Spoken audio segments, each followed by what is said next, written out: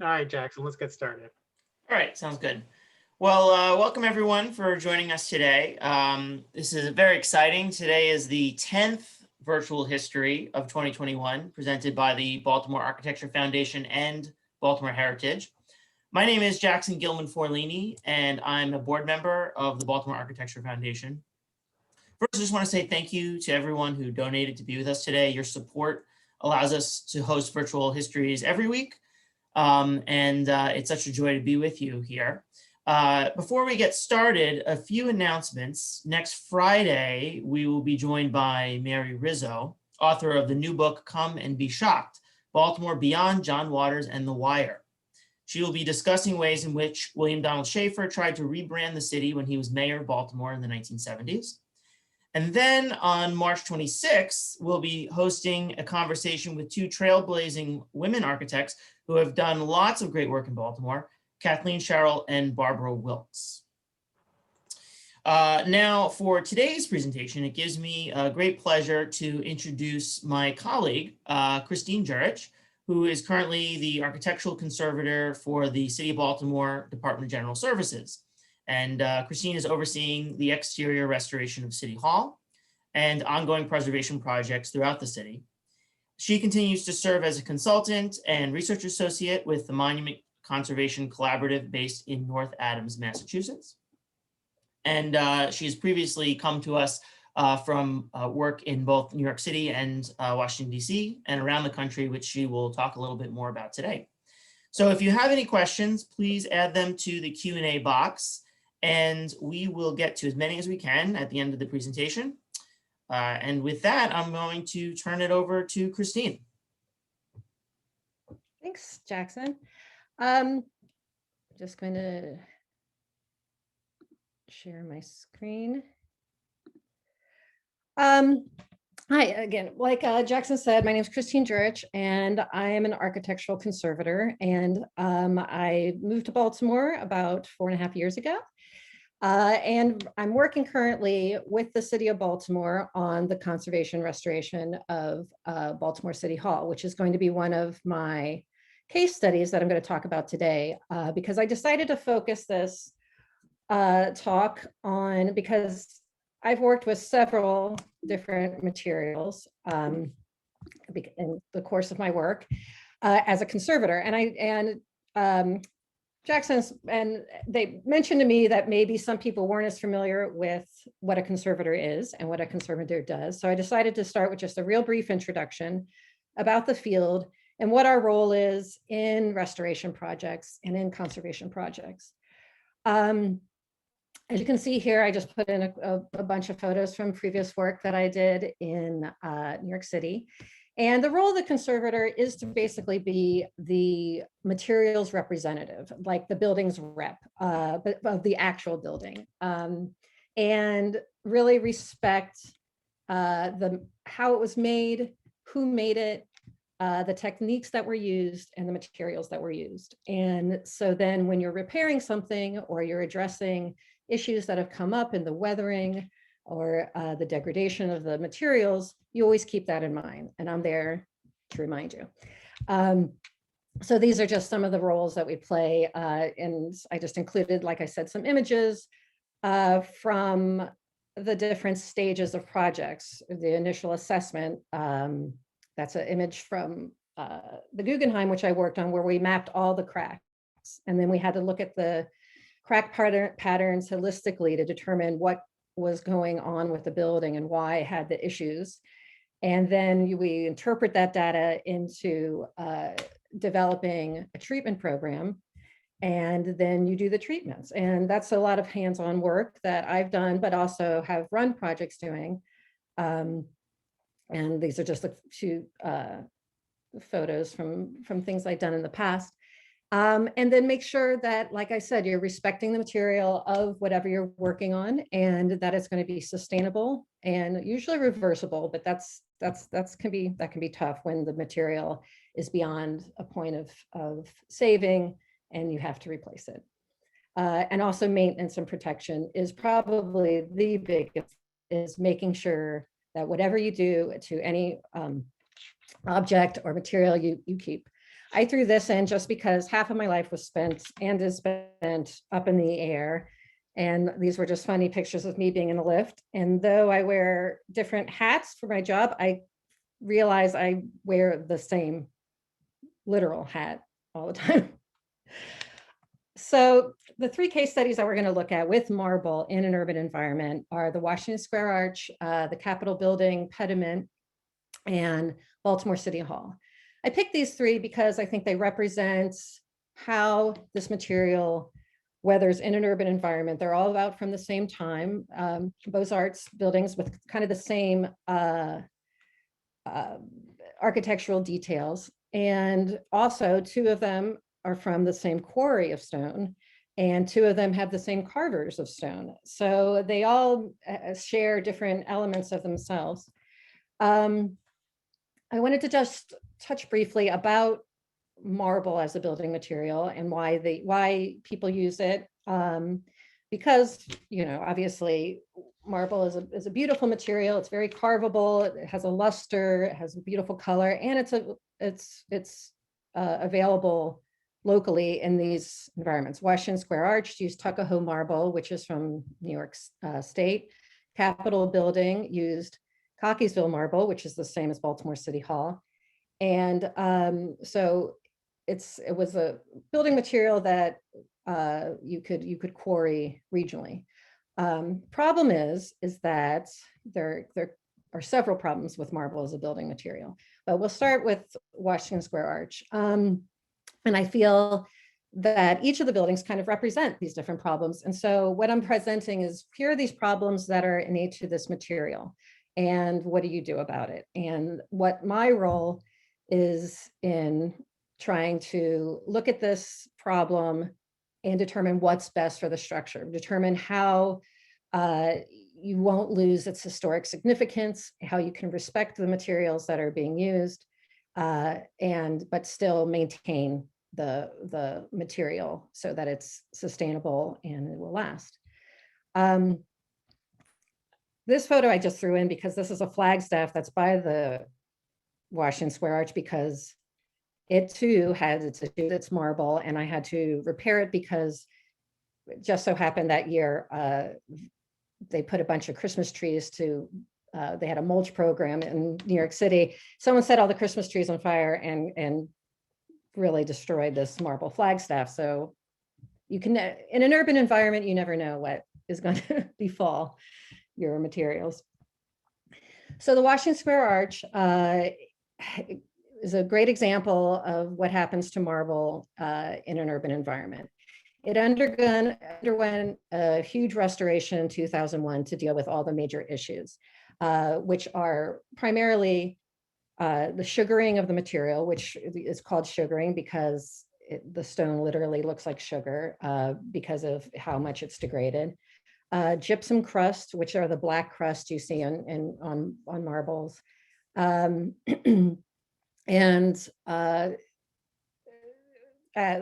Just a series of different things that can befall marble. And they were all addressed in 2001 with a number of different treatments and a very successful restoration. And through the years, my role was primarily to return to the site every year to make sure that all the treatments were still holding up and looking good. And then doing anything that required maintenance on them. I included it also because one of the main issues that also befalls marble that we don't really take into consideration sometimes is all the inclusions and veining that are in marble. We look at marble and we're like, it looks like this beautiful crystal structure, white stone, but through it, as other building materials, you get veins of inclusions. And this marble in particular, Tuckahoe marble, has inclusions of hematite rather, which is a ferrous inclusion, which means it's ferrous, and that means that it corrodes and rusts and water gets in it and yellows the stone, but also pops the stone.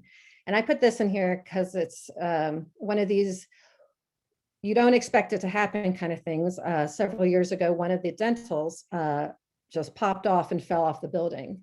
and you can see it down in the bottom right corner, and hit the ground. And fortunately, no one was hurt, but we were like, what? Why is the sky falling? Why is the Washington Square? Why is this piece coming off? This thing, it was just repaired. And there was just, and that's the piece of it that fell off, sitting on my desk. And because there was a vein of hematite through it that just weakened the stone at that point. And this is just one of those things that you, as a conservator, you have to figure out what happened, if the whole thing is, if it's a systemic problem, if it's just isolated, and then deal with the issue. And we replaced the dental, and there hasn't been any issue since. But that is, just one of those fantastic things about marble. Moving on, I'm going to talk about the pediment at the US Capitol, the apotheosis of democracy. And this is at the unveiling. I included this image because it's a great photo, but also it shows the exact date of when this was finished and revealed. This I worked on a couple of years ago. I enjoyed this photo that I had because the way the scrim was falling off, it looked a lot like the unveiling.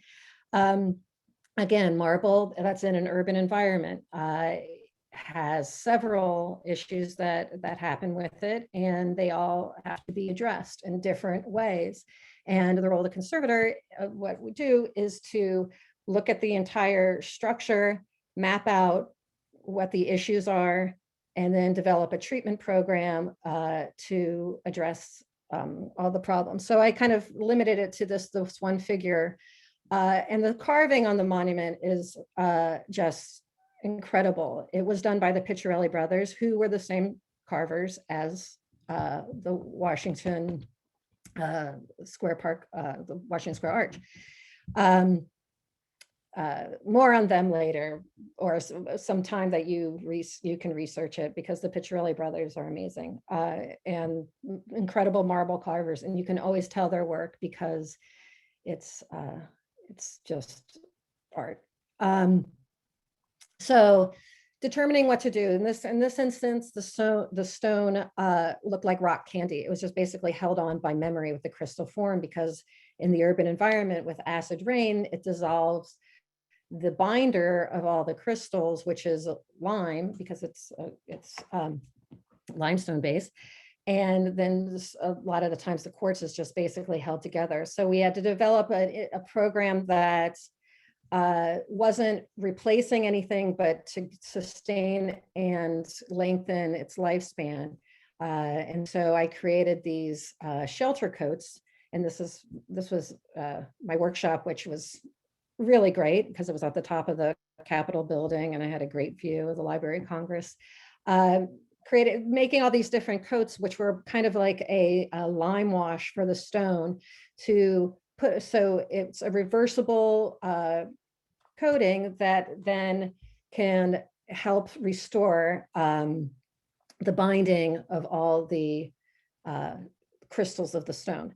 And so this is a close-up of the figure's hand, of what's left of it. And as you can see in the drawings, we decided to do a shelter coat on the hand, and then to resculpt, a shelter coat on the forearm, and then to resculpt the hand. And so that's what we're doing here. And it's not, I'm not going to say it's a Band-Aid, the shelter coat, but it's not a permanent solution, and it's going to continue as long as we drive cars past the Capitol.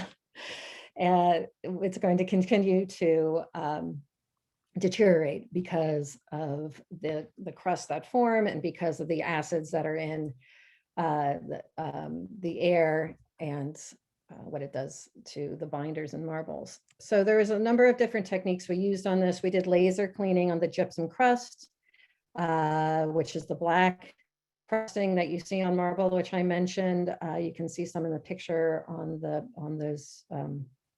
brackets. Laser cleaning can only address black, because the laser can ablate the only black color. So It's very specific use, but it's was a very successful treatment. But it was, what we had to use was a combination of treatments to address all the different problems and do the gentlest means possible, but solve the problem. And that's always a big challenge of conservation, is you don't want to do anything that could possibly harm the stone or convert it or do anything to it that you're doing more harm than good. But at the same time, you need to solve the problem, because if you don't address it, it's going to deteriorate, and then you've lost the record, and you've lost the art, and you've lost the structure. So now we're getting to my current work, which is working with Baltimore City Hall, also made of marble. This is all Cockeysville marble, so it's a local marble. And it's, like I said, dates from the same time. And I found this photo, which I was very excited about. That's obviously during the construction, because you can see on the mansard roof, the framing of it that hasn't yet been put on, and the portico in front, the cornice, the pediment of it is not yet on. So we've started on the back of the building. And again, this is a marble structure in an urban environment, and showing all the typical things that happen to marble. In the case of City Hall, it underwent a restoration as well in the 1970s. And a lot that happened in the restoration did more harm than good to the building. They put on these cement coatings and repairs that didn't adhere, because the material was too alien to the stone. So then it popped off, and it took stone with it. It let water in, and it made the problems that they were patching even worse. So I'm going to go through a lot of what we're doing there, and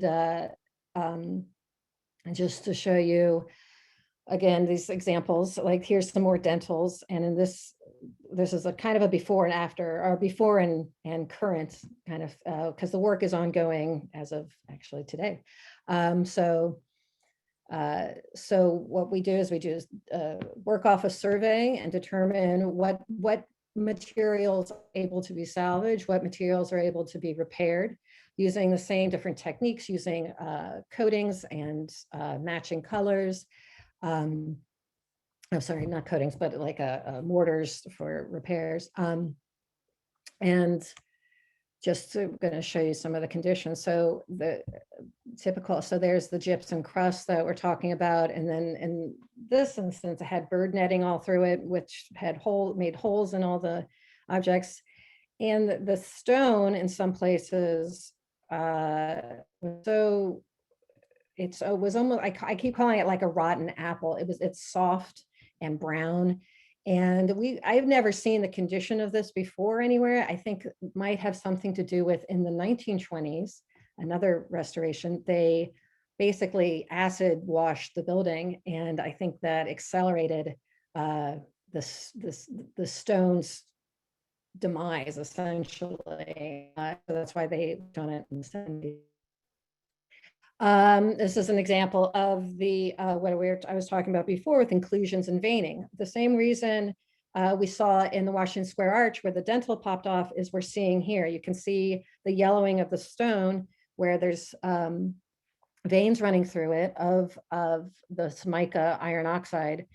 And then because it creates a void and water gets in it, then water always wins is my phrase. And I included this little video of the section that had that in it. And you can see the stone just comes right off. So there are parts of the building that that honestly are in that level of condition. And in that case, we remove it and we're doing Dutchman repair. And Dutchman repairs are when you cut out a piece of the stone and put in a new piece. And this is one of the larger ones. This is on the dome of City Hall. And this is a beautiful piece that they've just carved to put back in and replace it. And that's always a tough call and I'm literally very conservative about making calls about doing any kind of replacing, because you lose the historic material. So you can see some of the dentils are replaced and some aren't. Some of the modillions are replaced and some aren't. This is in process of some of the modillions that have been cut out and being carved, and new dentils. And this is an example you can see here. This is very similar to what I was doing on the US Capitol building, is doing color matches, and he's using them to do crack repairs. And if you look around him, you probably don't see any cracks because he's amazing and he's matching them perfectly. So this my role, like I said, in these projects is to respect not only the materials and the history of the building, but the craftsmen that made it. And and it's always important to work with master craftsmen and carvers. And I just wanted to include that in here because the carvers we have on site are amazing. You can see in the top left corner, the condition of this column. Those wires you see sticking out of it is that's reinforcement for the 1970s concrete repair. So we removed the concrete repair and the wires, and you can see the condition of the stone. It just fell apart around it. And then the carvers removed all the material that's compromised and carved a new collar for the column on site, and continuing making some incredible replacement pieces and Dutchman. And like I said, only putting in the things that can, and replacing the pieces that can't be salvaged and are beyond repair. You can see on the right that those are called blanks. Those are the stones that they're using to make all the repairs in the building, all the different sizes they've cut. And this is a previous patch that was done in the 70s was filled with wires. And initially we thought that the column was going to have to be replaced, but we gently pulled off the patch and all the wires, and the sculptors rehoned the column to make it a different form so that the column could be salvaged. And you can see on the right, it looks fantastic. And the top of it has been, you can see the small Dutchman repairs that have been installed. And this is actually the location from the first slide I showed of all the wires and corroded wires and the stone that was in terrible condition. They all were cut out and these repairs were made. So I just wanted to, like I said, share these 3 projects, just kind of touch on this one material. As I said in the beginning, I've worked in several materials, but marble, it seems to just constantly be bringing me back, just primarily because it does not fare well in cities, and because there's just too much pollution, and historically too much pollution. We're doing somewhat better, I mean, better than, when we had as much industry. But it's definitely, marble keeps us in business. But I just wanted to close on an image from the Picciarelli brothers, the carvers. They also did at the Daniel Chester French monument for the Lincoln Memorial, and just fantastic carvers. And it's been a real privilege to work on so many of their monuments and buildings. That's it. Thank you so much, Christine. That was wonderful. It was really interesting, and I actually saw some new stuff from City Hall I hadn't noticed before, so thank you. I know that big piece on the dome, I don't think you've seen. Yeah, that's true. They just finished that. Pictures from 2 days ago. While we're waiting for people to put questions in, I had one quick one for you. Maybe not so quick. You mentioned acid rain and atmospheric pollution as a contributor to material degradation, but I was wondering, what kind of challenges do you foresee on materials as a result of climate change in the forthcoming years? That's really interesting. I think obviously the seasonal changes, I think, will be tough. The colder winters and the and the hotter summers, when you have those extremes, it's always, you know, you're pushing all of your systems to the limit. You know, especially like if there's and a lot of storms, obviously, you know, that obviously is not going to not going to help having hurricanes. But I think that's going to be the main thing, is the extremes of weather that aren't anticipated in the climate that the structure or sculpture is. So we have a couple questions here. One question is, what holds the new stone in place? I'm thinking the wood Dutchman that are going in. That's a good what is holding question. them? I thought I had put one in.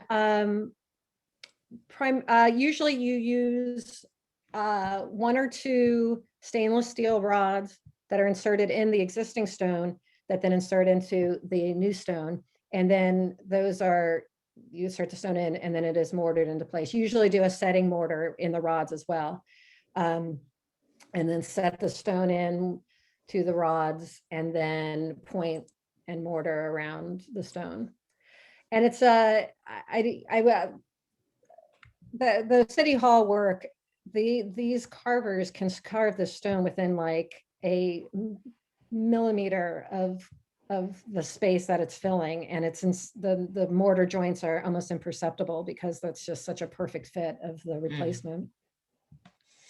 Another question, we hear about Italian marble and Carrera marble. What makes these so desirable for carving, or I guess desirable as a building material in general? Yeah, Carrera marble, I don't know much about, because I don't think Carrera is used as much on exteriors because it does have so much of the veining in it. And obviously it would be an import, so it wouldn't be cost effective for the structures I've worked on to have imported marble from Italy.